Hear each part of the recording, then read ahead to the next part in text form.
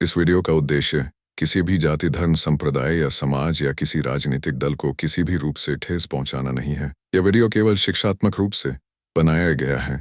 इसका उद्देश्य केवल लोगों तक ज्ञान पहुंचाना है। सत्य की जिज्ञासा चैनल में हमारे सभी दर्शकों का हार्दिक स्वागत है। दोस्तों, क्या होगा जब आमदनी अठन्नी, खर्चा रुपया, नतीजा ठन ठन गोपाल। कभी कभी बहुत ज्यादती हो जाती है। एक पुलिस वाले की सैलरी है 40,000, उसको जुर्माना लगा दिया 2 लाख रुपया। बाप रे बाप, बहुत ज्यादती हो गया। लेकिन कुछ लोगों को मानना ऐसा है कि ज्यादती नहीं हुआ है। ज्यादती तब होता जब फाइन लग जाता 5 लाख 10 लाख। नहीं नहीं नहीं, उसकी इनकम 40,000 है। अगर महाराष्ट्र स्टेट होता तो अगर किसी की इनकम 40,000 है तो उसको मतलब वो सस्पेंड या डिसमिस किया गया, उसको बहुत बड़ी सजा दे दी गई तो उसकी आधी सैलरी तो चालू रहती है। 40,000 जिसकी इनकम है उसको फाइन 2 लाख है, तो फाइन कवर कब होगा? आधी सैलरी तो उसकी नहीं काटी जा रही ना, पूरी सैलरी काटी जा रही है, वो भी 5 महीने तक। अब सोचो 5 महीना वो खाएगा क्या, पहनेगा क्या, और उसका रहन सहन पे फर्क पड़ेगा। लेकिन यदि बुरा किया है तो सजा मिलेगा। दोस्तों, जवाबदारी नहीं है लोगों को, जवाबदेही नहीं है किसी की। मामला महाराष्ट्र राज्य का नहीं है, यूपी बिहार का है, लेकिन है हमारे भारत देश का। भारत के राष्ट्रीय मानवाधिकार, वहां पर सुनवाई हुई। कारण क्या था? एक पुलिस वाले ने किसी छेड़खानी के मैटर में 6 साल बाद किसी आरोपी को अरेस्ट किया और उसको हथकड़ी लगाया। मामला कैसा था? 6 साल पुराना। उसमें लिखा गया, जैसे महाराष्ट्र से आप हमारा वीडियो देख रहे हैं या वीडियो महाराष्ट्र में बन रहा है, तो यहां पर भी एक मामला ऐसा दर्ज हुआ था, उसके भी कोई कार्रवाई नहीं हुई क्योंकि वो मैटर ह्यूमन राइट तक यानी कि मानवाधिकार तक पहुंचा ही नहीं है। भविष्य में जब पहुंचेगा तब उसका वीडियो बनेगा। यहाँ का मामला ऐसा दर्ज हुआ है कि उसमें लिखा गया है कि 5 वर्ष पूर्वी कधी तरी माझी घरी चोरी झाली होती, दिन किंवा रात्रि मला माहित नहीं। और दर्ज हो रहा है 7 साल के बाद। आप जरा सोचिए, एक बार लिखा जा रहा है उघड्या घरातून, फिर लिखा जा रहा है बंद घरातून। चलेगा क्या? और यदि यह मामला राष्ट्रीय मानवाधिकार या मानवीय हक आयोग राज्य स्तर पर, क्योंकि भारत देश में जितने स्टेट हैं सभी जगह पर मानवाधिकार है, ह्यूमन राइट है, ध्यान में रखना। लेकिन जिस पुलिस वाले को 2 लाख रुपया, 2 लाख, मैटर क्या था? उसमें FIR दर्ज हुआ उत्तर प्रदेश या बिहार, महाराष्ट्र के बाहर का मैटर है, लेकिन अपने भारत देश का मैटर है, ठीक है। उसमें मामला दर्ज होता है कि 6 वर्ष के पहले इन्होंने हमारी छेड़खानी किया था। आप जरा सोचो यार, क्या संभव है? ऐसा हो सकता है क्या? एक महिला मामला दर्ज करा रही है, वो भी रेप का मामला नहीं है, छेड़खानी का मामला है। रेप के मामले में नाको चना चबाना पड़ता है, छेड़खानी के मामलों में नाको चना चबाना पड़ता है। छेड़खानी नहीं किया वो प्रूफ करो, ऐसा प्रूफ करना पड़ता है। महिला झूठा ही लिखा दी, महिला खोटा लिखा दिया, झूठा लिखा दिया कि छेड़खानी हुआ है, तो भी मामला दर्ज हो जाता है। लेकिन करंट हो 6 वर्ष पहले किसी पुरुष पर मामला लगता है कि 6 वर्ष पहले इसने हमारी छेड़खानी किया था, तो 6 वर्ष पहले यानी कि 6 साल तक क्या वो महिला कोमा में थी? 6 साल तक उसने क्यों नहीं बताया? अपने माँ बाप से नहीं बताया, सहेलियों से नहीं बताया, अपने पति से नहीं बताया, किसी से भी नहीं बताया। पुलिस स्टेशन में मामला दर्ज हो रहा है कि 6 साल पहले इसने छेड़खानी किया था। क्या हुआ रहेगा? सेटिंग हुआ रहेगा। जब सेटिंग हुआ रहेगा तो उसको जाके अरेस्ट कर लिए, वो भी हथकड़ी लगा के लेके आए। गलत है ना?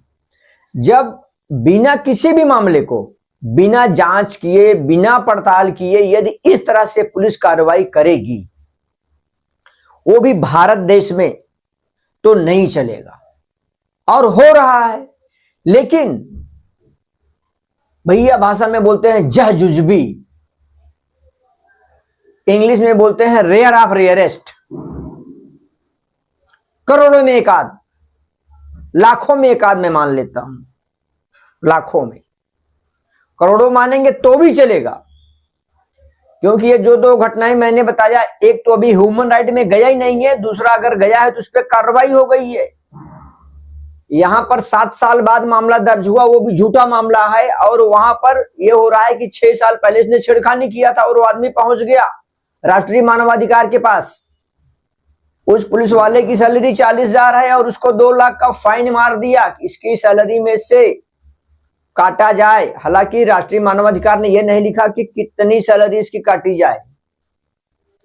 सैलरी में से महीने महीने का 20,000 भी काट सकते थे, 30,000 भी काट सकते थे, लेकिन अगर उसकी पूरी सैलरी काटेंगे तो 2 लाख कवर करना है, यानी कि पूरी सैलरी काटते हैं हवलदार की तो 4 पंचे 20, 5 महीना विदाउट सैलरी उसको काम करना है।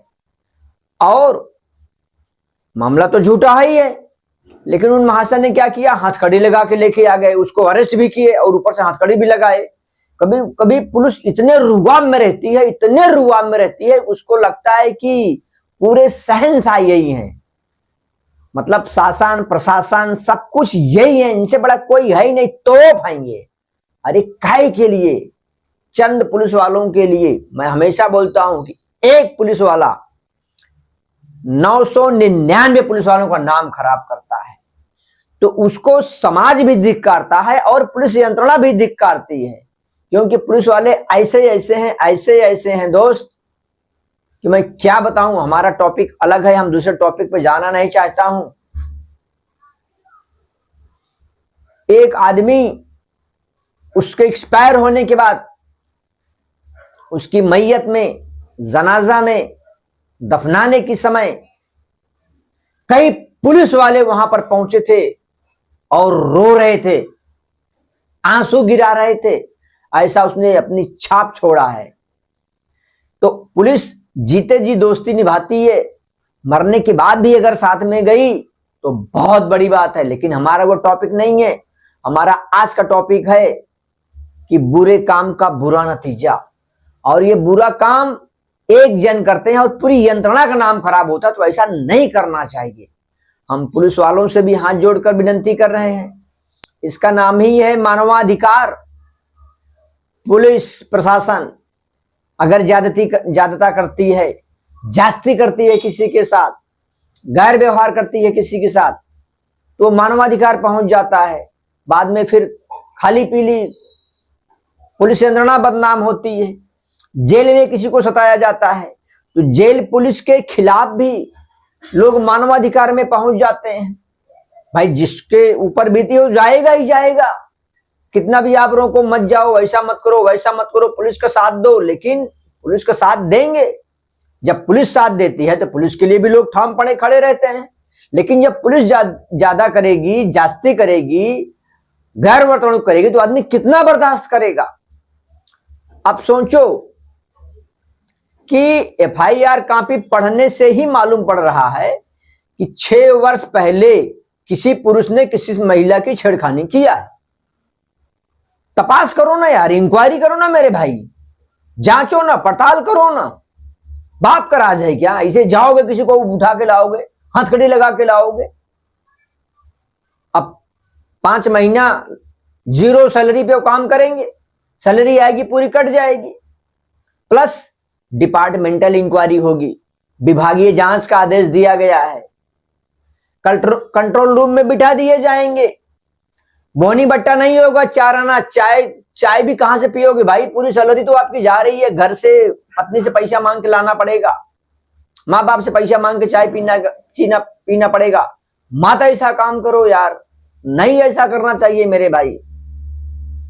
हमें तो कष्ट हुआ सुन के यार, वर्दी पहने हो आप, लोग आपको सम्मान की दृष्टि से देखते हैं, और आप ऐसा गिरा हुआ काम कर रहे हो कि कोई झूठा मामला दर्ज करा दिया, दर्ज भी कर ले रहे हो, हथकड़ी लगा रहे हो, हथकड़ी लगा के उसको अरेस्ट भी कर रहे हो। आखिर चल गया हथौड़ा। कानून से बड़ा कोई है, संविधान से बड़ा कोई है? हथौड़ा कौन चला दिया? राष्ट्रीय मानवाधिकार राष्ट्रीय मानवाधिकार आयोग, आयोग शब्द लग जाता है तो इनको एक पावर मिल जाती है। दोस्तों, भारत देश के सभी लोगों से मैं कहना चाहता हूं, चुनाव आयोग, मानवीय हक आयोग, जहां भी आयोग शब्द लग गया, समझ जाना उनको पावर है। और अगर वो पावर दिखा देंगे ना तो अच्छे अच्छे की हेकड़ी निकल जाती है। लेकिन सब एक दूसरे के सम्मान करते हैं, चलो देश है, हमारे देश के नागरिक हैं, हमारी एक यंत्रणा है, हमें इसका सम्मान करना चाहिए, हम करते भी हैं। हम अपने सभी दर्शकों से हाथ जोड़कर विनती करते हैं कि इनका भरपूर सम्मान करिए, लेकिन हम पुलिस यंत्रणा से भी हाथ जोड़ते हैं कि ऐसा कुछ मत करिए कि आपका अपमान हो, और एक गलती करता है उसके वजह से पूरी यंत्रणा बदनाम होती है। ऐसा नहीं होना चाहिए। दोस्तों, मैं खिन्न हूं, नाराज हूं, दुखी हूं इस विषय को लेकर के। आने वाले समय में कहीं ऐसा ना हो कि एलएलबी की डिग्री अनिवार्य कर दी जाए कि हर वर्दीधारी को एलएलबी बिना किए इनको वर्दी मत दो, क्योंकि इनको कानून की जानकारी क्यों नहीं है। कानून के रक्षक हैं, अगर रक्षक ही भक्षक बनेंगे तो कैसे चलेगा। लेकिन हो सकता है भविष्य में कोई सुप्रीम कोर्ट में रीट दायर कर दे, एक आईपीएस की तरह आप काम करिए, एक अच्छे नागरिक की तरह आप काम करिए, पेशेंस रखिए, धैर्य रखिए।